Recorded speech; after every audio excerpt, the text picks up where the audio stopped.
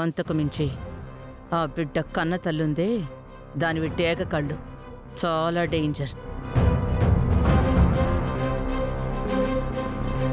బిడ్డను వదిలి ఒక్క క్షణం కూడా ఉండదు. మీరేం వరి అవ్వకండి మేడం. ఆ బిడ్డ నాకు ఒంటరిగా దొరికితే చాలు, ఎలాగైనా సరే ఎవ్వరికి తెలియకుండా ఎత్తుకెళ్ళిపోతాను. నువ్వేం చేస్తావో నాకు తెలీదు. నువ్వు ఈరోజు బిడ్డను తీసుకుని మాయమవ్వాలి. ఎవ్వరికంటా పడకూడదు. ఈ ఫంక్షన్ ఆగిపోవాలి. వీళ్లే అహల్యని మెడబట్టి బయటకు గెంటేయాలి.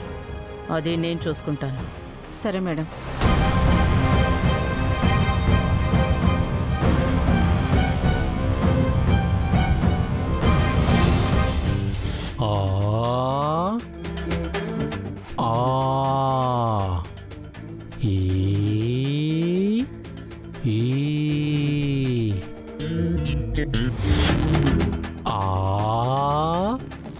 ఏంటన్నా ఇంకా వాళ్ళ దగ్గరే ఆగిపోయావు?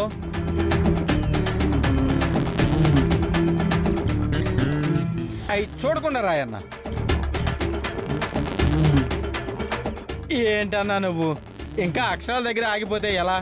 ఇంకా హల్లులున్నాయి, గుడింతాలున్నాయి, అవన్నీ ఎప్పుడు నేర్చుకుంటావన్నా? నీకంటే స్కూల్ పిల్లలు నయమన్నా, త్వరగా నేర్చుకుంటున్నారు. అబ్బా! ఏంటన్నా నన్ను కొడుతున్నావు? నీ మంచి గురించే కదా అన్నాను. నువ్వు తొందరగా వాక్యాలు నేర్చుకుంటే నీ మనసులో ఏమనుకుంటున్నావో అహల్య వాళ్ళ ఇంట్లో చెప్పొచ్చు కదా, అందుకే చెప్తున్నానన్నా. నాకు అర్జెన్సీ ఏమి లేదన్నా. నువ్వే నీ బంగారం కోసం ఎదురు చూస్తున్నావు కదా. నువ్వు తొందరగా చదువు నేర్చుకుంటే నీ సమస్య తీరిపోతుంది అని చెప్తున్నా. అన్నా నీకు విషయం చెప్పాలన్నా. ఈరోజు అహల్య వాళ్ళ ఇంట్లో అహల్య కొడుక్కి బారసాలు చేస్తున్నారంట. చాలా మంది గెస్ట్లు వస్తున్నారు. ఈరోజు ఏమైనా చేద్దామా అన్నా? ఏమన్నా ఈరోజు ఏం ప్లాన్ చేయకూడదా?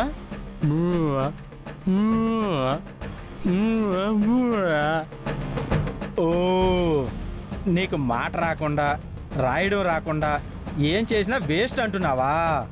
అది నిజమేలే అన్నా. అనవసరంగా వెళ్ళి ఆ అర్జున్ ప్రసాద్ చేతిలో గౌతమ్ చేతిలో దెబ్బలు తినాల్సి వస్తుంది. కాబట్టి నువ్వు తొందరగా రాయడం నేర్చుకో అన్నా.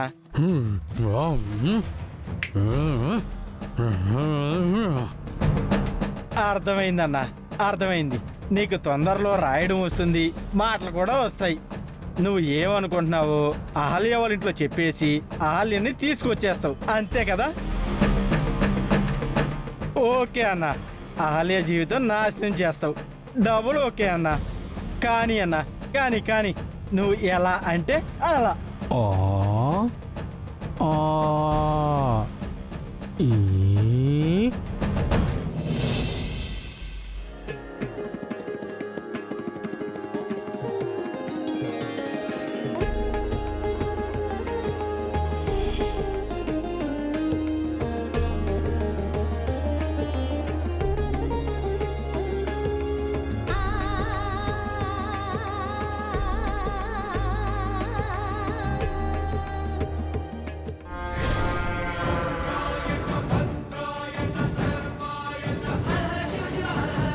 ఈ అహల్య బిడ్డని వదలకుండా అంటు పెట్టుకునే ఉంది. బాబు ఒంటరిగా దొరకని ఎవరు చూడకుండా ఎత్తుకెళ్ళిపోవాలి. అవునుకా, యామిని వాళ్ళు వచ్చారు కదా, ఏదైనా ప్లాన్ అడుగు. ముందు వాళ్ళు ఏ ప్లాన్తో వచ్చారో కనుక్కుందాం. వాళ్ళకి ఏ ప్లాన్ లేకపోతే అప్పుడు అడుగుదాం.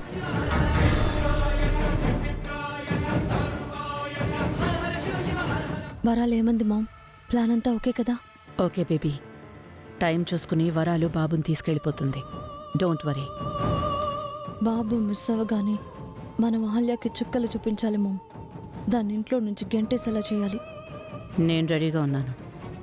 ఈరోజు అహల్య పని అయిపోయిందని అనుకో.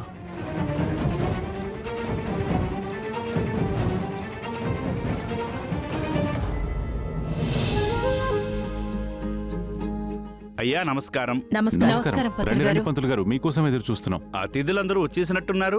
ఘనంగా ఏర్పాట్లు చేయించారు.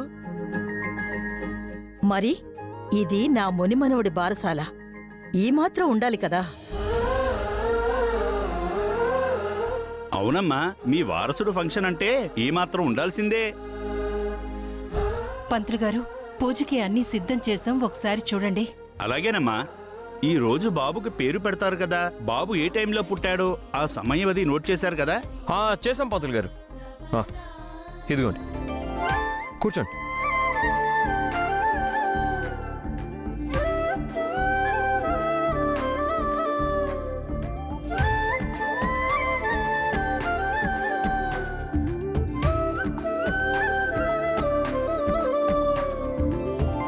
పంతులు గారు, బాబుకి మంచి పేరు చెప్పండి. ఆ పేరు శుభంగా, స్ఫూర్తిదాయకంగా ఉండాలి. నా మునిమనవుడి పేరు వినగానే రాజసం ఉట్టిపడాలి పంతులు గారు. అలాంటి మంచి పేరు పెట్టండి. అలాగేనమ్మా.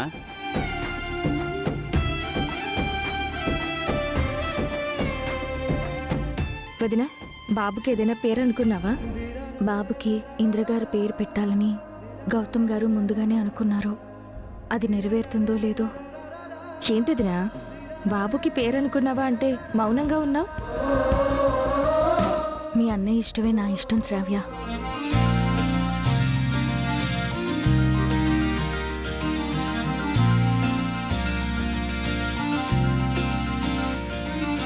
అయ్యా, బాబు జన్మ నక్షత్రం ప్రకారం ఆ అనే అక్షరంతో గాని ఈ అనే అక్షరంతో గాని మొదలయ్యే పేరు పెడితే అన్ని విధాలుగా శుభప్రదంగా, శ్రేయస్కరంగా ఉంటుంది.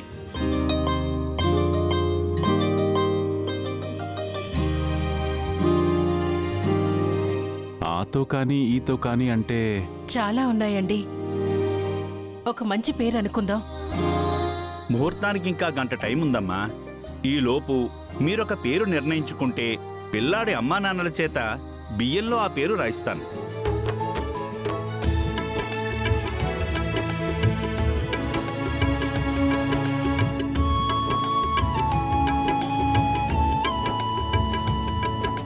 ఆతో మొదలయ్యే పేర్లంటే అక్షయ్, అరవింద్, అనిరుద్.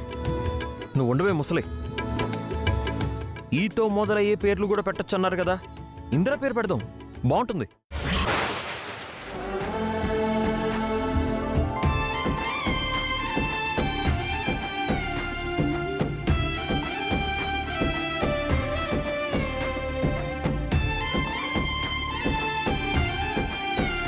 ఇంద్ర పేరా? అవునన్నా, ఎలాగో చనిపోయిన ఇంద్రానే మళ్ళీ మాకు కొడుగ్గా పుట్టాలని అనుకున్నాం కదా, అందుకని బాబుకి ఇంద్రా పేరే పెడదాం. నా మనసులో ఉన్నదే గౌతమ్ గారు చెప్పారు. బాబుకి ఇంద్రగారి పేరే పెట్టాలి. అవునా, బాబుకి ఇంద్ర అన్నయ్య పేరు పెడితే చాలా బాగుంటుంది. అవునండి, ఇంద్ర పేరే బాగుంటుంది. ఏం బాగుంది? నా పిండ కూడా ఉంది.